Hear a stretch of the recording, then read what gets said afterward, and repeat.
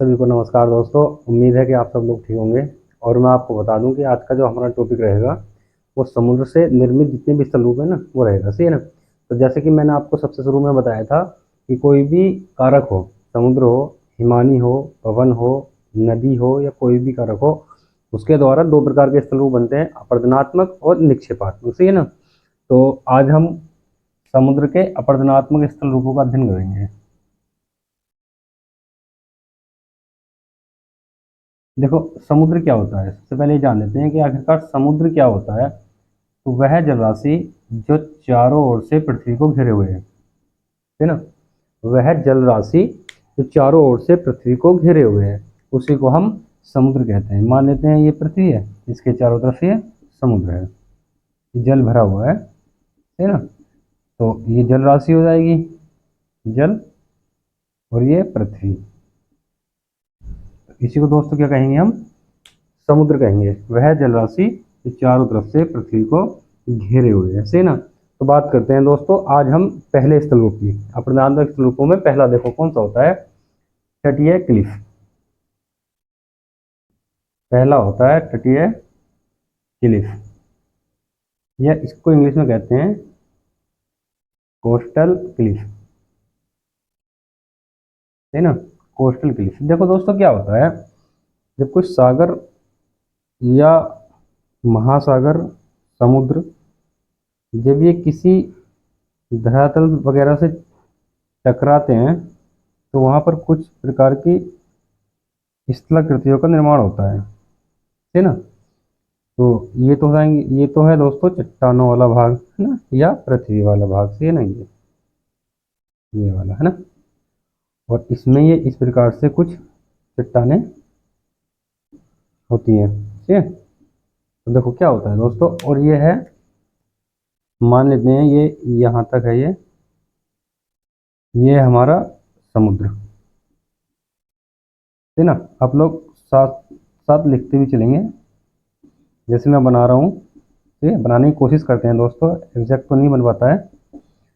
देखो क्या होता है कि जब समुद्र पृथ्वी का या चट्टानों का कटाव करता है ना, जिसमें लहरें उठती हैं, लहरें कटान करती हैं, तो क्या होता है कि ये वाला जो भाग होता है, कठोर चट्टान का भाग, ये समुद्र द्वारा नहीं कट पाता है और ये आगे तट की तरफ से निकला रहता है, ऐसे ही ना, आगे की तरफ ये निकला रहता है। इसी को क्या कहते हैं, तटीय क्लिफ कहते हैं, सही है। अब देखो इसको लिखते हैं, तो इसको लिख लेंगे दोस्तों, कैसे लिखेंगे कि समुद्र के किनारे, समुद्र के किनारे कठोर चट्टानें, कठोर चट्टानें तीव्र ढाल के साथ, सही है ना, तीव्र ढाल के साथ खड़ी रहती हैं,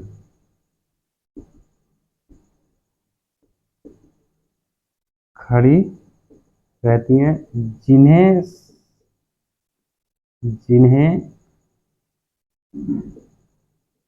समुद्र का जल या सागर महासागर का जल, है ना, समुद्र का जल काट नहीं पाता है,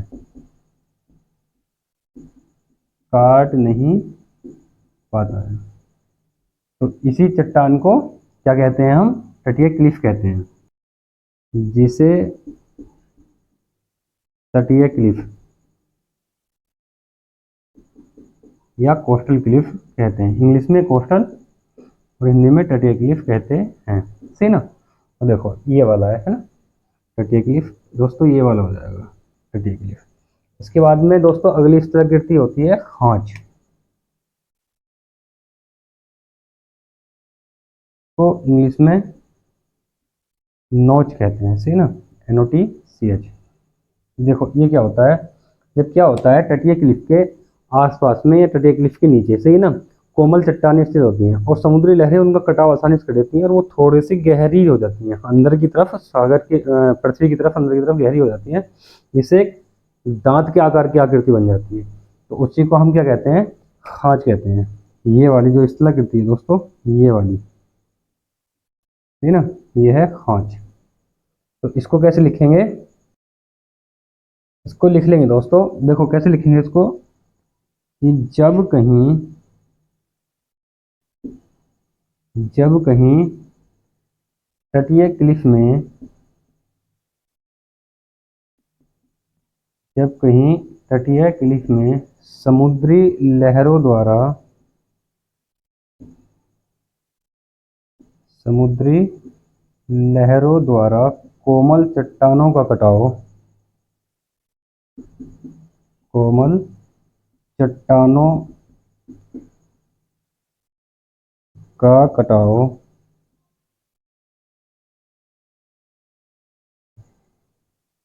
धरातल की तरफ हो जाता है, सही ना, धरातल की तरफ हो जाता है, जिससे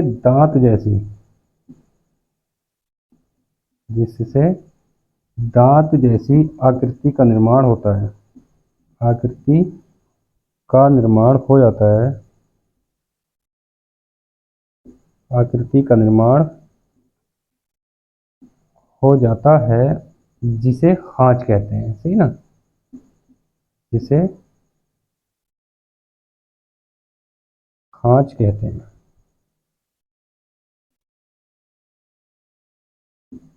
सही दोस्तों, ये होता है खांच। तो इसको देखें और आगे बात करते हैं दोस्तों। इसमें अगला हमारा जो स्थल रूप होता है वो होता है कंदरा। देखो कंदरा क्या होता है दोस्तों, केव भी कह सकते हैं कंदरा को, गुफा के रूप का होता है। क्या होता है, जब ये हमारा खांच होता है, जब ये बड़ा हो जाता है, सही ना, जब ये और ज़्यादा विस्तृत हो जाता है, तो क्या होता है कि समुद्र का जो पानी होता है इसको और अंदर तक कटाव करता है, सही ना, ये सागर का पानी, लहरें इसका जब अंदर तक कटाव करती है तो इसकी आकृति एक गुफा जैसी हो जाती है, जिसको कंदरा कहते हैं। तो कंदरा क्या होता है, देखो लिख लेंगे कि खांच का विस्तृत रूप, खांच का विस्तृत रूप होता है कंदरा, सही है। और इसको कैसे लिखेंगे, तो लिख लेंगे खांच का रूप बड़ा हो जाता है, बड़ा हो जाता है, जिसमें समुद्री लहरें जिसमें समुद्री लहरें अपर्दन करने लगती हैं, अपर्दन करती हैं, जिससे यह देखने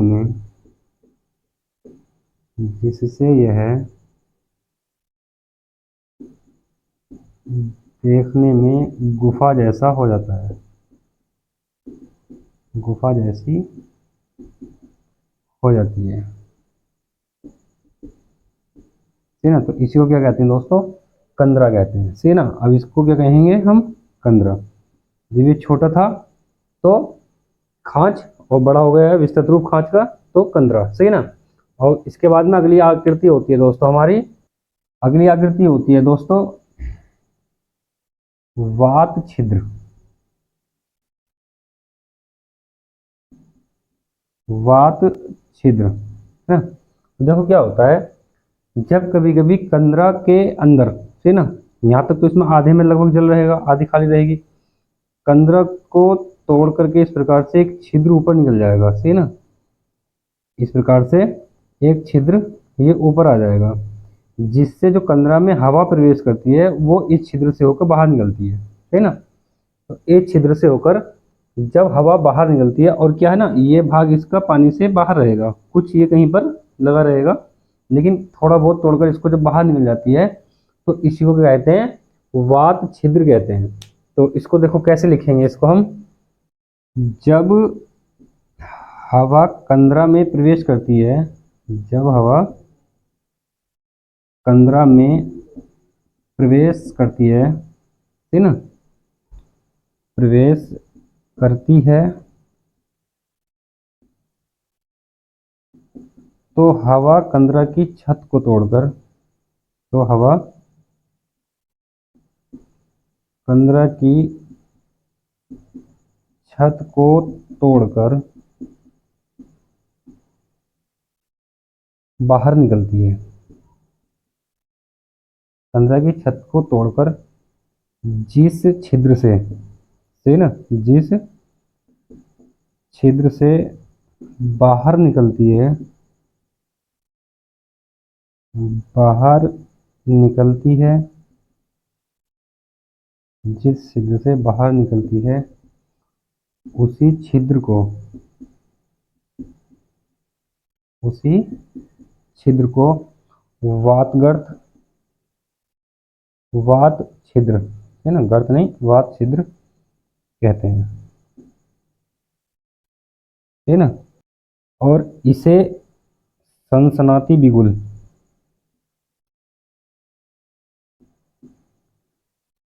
सनसनाती बिगुल या प्राकृतिक चिमनी, है ना, या मैं शॉर्ट में लिखूंगा प्राकृतिक चिमनी भी कहते हैं। ठीक है, तो आप लोग दोस्तों इसको भी देख लें। उम्मीद है कि आपको सब कुछ समझ में आ रहा होगा। अगर समझ में नहीं आता है तो डिस्क्रिप्शन में मैंने अपना नंबर दे दिया है, आप या तो उस पर भी कमेंट कर सकते हैं या हमारे वीडियो के कमेंट बॉक्स में भी कमेंट करके हमें बता सकते हैं। और दोस्तों ये भी जरूर बताएं कि वीडियो कैसी लग रही है आपको। तो मुझे उम्मीद है कि समझ में आया होगा। इसको भी देख लें, आगे और बात करते हैं। इसमें दोस्तों अगली आकृति होगी हमारी मेहराब। देखो क्या होता है इसमें, जैसे एक कंदरा का निर्माण हुआ, फिर दूसरी कंदरा का निर्माण हुआ है, वो दोनों आपस में मिल जाती है, तो उसके ऊपर क्या है, एक पुल जैसी आकृति का निर्माण हो जाता है, जिसे हम मेहराब कहते हैं। तो इसको कैसे लिखेंगे, लिख लेंगे जब दो कंदराएं, जब दो कंदराएं आपस में मिल जाती हैं, आपस में मिल जाती हैं, जिससे पुल जैसी आकृति का निर्माण हो जाता है, जिससे पुल जैसी, है ना, पुल जैसी आकृति का निर्माण, आकृति का निर्माण हो जाता है, जिसे मेहराब कहते हैं, जिसे मेहराब या प्राकृतिक पुल, या प्राकृतिक पुल कहते हैं,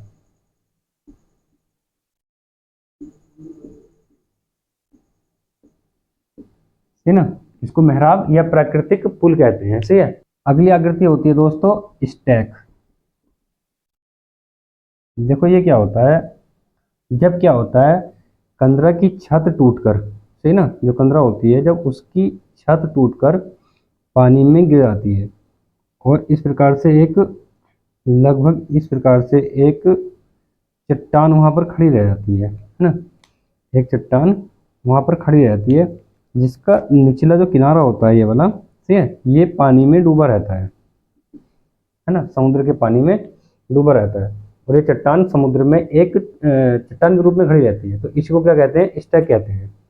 तो इसको कैसे लिखेंगे, जब कंदरा की छत, जब कंदरा की छत टूटकर समुद्र में गिर जाती है, टूटकर समुद्र में गिर जाती है, जिससे एक चट्टान,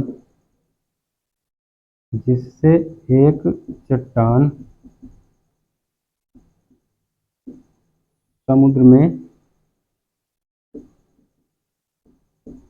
खड़ी रहती है, जिसका निचला भाग, जिसका निचला भाग पानी में डूबा रहता है, पानी में डूबा रहता है। तो इस चट्टान को, सही ना, इसी चट्टान को स्टैक या या सागरीय स्तंभ या चिमनी सेल कहते हैं। सही ना। तो दोस्तों उम्मीद है कि ये भी आपको समझ में आ गया होगा, इसको देख लें। दोस्तों अगली आकृति होती है हमारी लघु निवेशिका।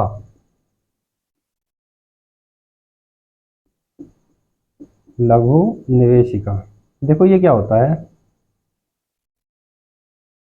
कोई स्थल भाग है, मान लेते हैं इसके किनारे पर ये समुद्र है, और इसमें इस प्रकार से कोमल चट्टानों का कटाव होता है, ठीक है ना। इस प्रकार से जब कोमल चट्टानों का दोस्तों इसमें कटाव होता है, तो इसमें क्या है ना, एक अंडे जैसी आकृति का निर्माण हो जाता है ना। इसमें एक अंडे जैसी आकृति का निर्माण हो जाता है, जिसे हम क्या कहते हैं, लघु निवेशिका, है ना। जिसे हम दोस्तों लघु निवेशिका कहते हैं, और ये है चट्टान या स्थलखंड है। तो इसको कैसे लिखेंगे हम, जब समुद्री लहरें, जब समुद्री लहरें स्थलखंड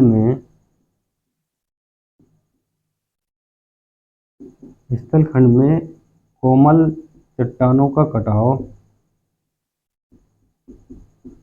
कोमल चट्टानों का अपर्दन लिखेंगे, है ना। अपर्दन इस प्रकार करती हैं,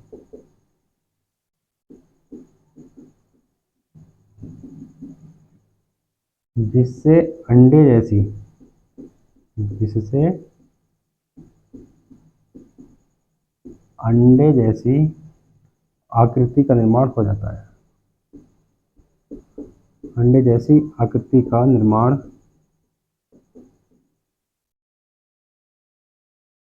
हो जाता है, जिसे लघु निवेशिका कहते हैं, जिसे लघु निवेशिका या लघु खाड़ी, ठीक है, या लघु खाड़ी कहते हैं।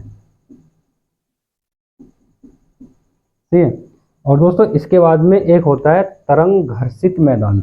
अगली आकृति हमारी होती है तरंग घर्षित मैदान। देखो क्या होता है, जब हमारा जो तटीय क्लिफ होता है, जब वो टूटकर पीछे हटता रहता है ना, तटीय क्लिफ टूटा, गिर गया, पीछे हट गया, तो उससे क्या होता है, ये जो मैदान का निर्माण होता है, ये वाला, है ना, यही होता है तरंग घर्षित मैदान।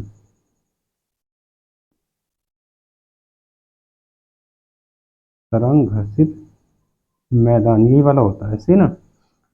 तो इसको कैसे लिखेंगे दोस्तों, इसको लिखेंगे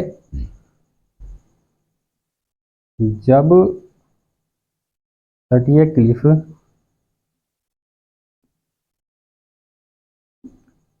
जब तटीय क्लिफ टूटकर पीछे हटता है,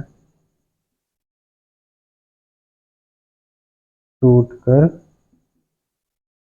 पीछे हटता है,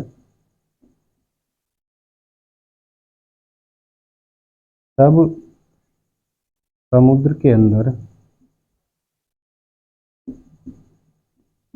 समुद्र के अंदर उसके तट पर, उसके तट पर एक मैदान का निर्माण हो जाता है, एक मैदान का निर्माण हो जाता है,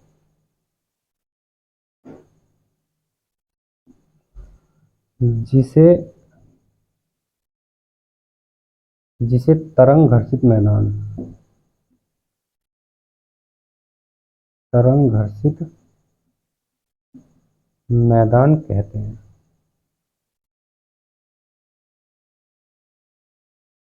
है ना दोस्तों, समुद्र से जितनी भी आकृतियां अपरदनात्मक थी उन सबको हमने देख लिया है। इसको आप लोग देख लें, स्क्रीनशॉट वगैरह लेना चाहते हैं तो ले लें, ठीक है। तो अब हम क्या करेंगे, नेक्स्ट क्लास में निक्षेपात्मक स्थल रूपों का अध्ययन करेंगे, और मुझे उम्मीद है कि आपको ये क्लास जरूर समझ में आई होगी। मैंने विद डायग्राम इसको समझाने की कोशिश की है। कुछ समझ में नहीं आता है तो कमेंट कर सकते हैं, कमेंट बॉक्स में कर सकते हैं, व्हाट्सअप नंबर दिया है डिस्क्रिप्शन में, उस पर भी कर सकते हैं।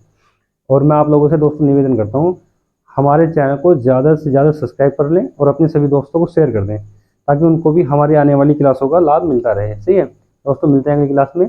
धन्यवाद।